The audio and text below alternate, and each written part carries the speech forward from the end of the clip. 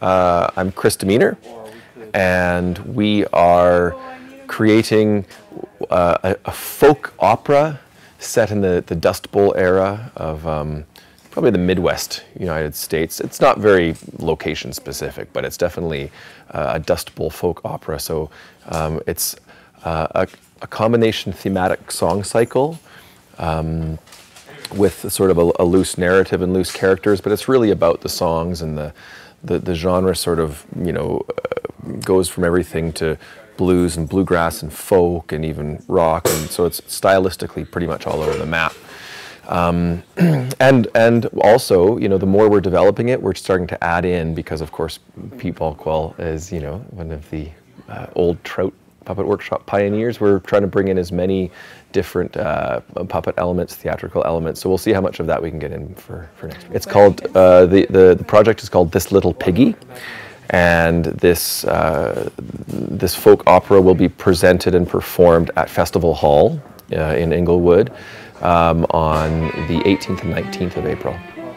Yeah. Project that Pete Balkwell really started up about 3 years ago, and we developed a bunch of songs out at Kananaskis and rented a cabin for a couple of weeks and created a bunch of songs together. So it's myself and Jolene Higgins from Little Miss Higgins, and David Reimer and Bob Keelahan and Bessie Wap. And so we will be presenting it this summer at the Calgary Folk Music Festival. So we'll be doing 4 performances at the Calgary Folk Music Festival.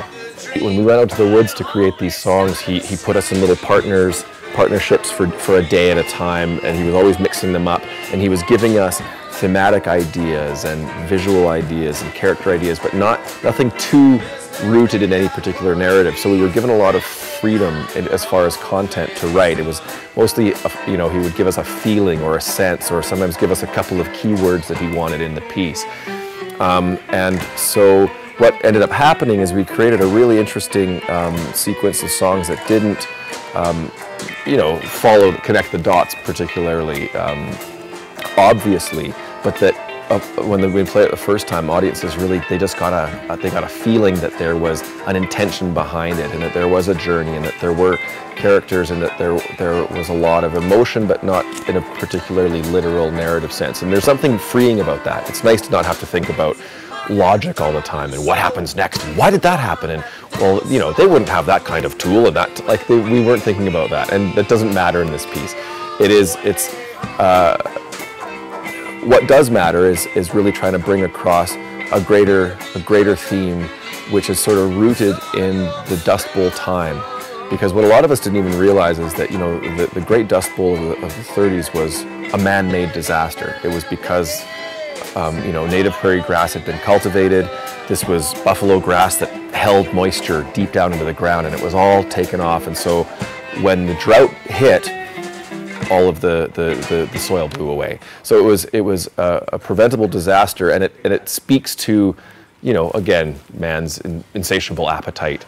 The idea that, if things are going bad, we make more things. If things are going well, we make more things. No matter what happens, what the circumstance is, our solution is always to make more and to scheme bigger and plan bigger. And the main characters in this piece are victims of that mentality to some degree. They get tricked, they get fooled into thinking that there's a better way to survive and a good reason to dream bigger, but it fails. And ultimately, it's a piece of Shakespearean or biblical sort of scope as far as its theme, but we don't spell it out. We play it, and people feel it, I think. And I think that the songs really resonate that theme.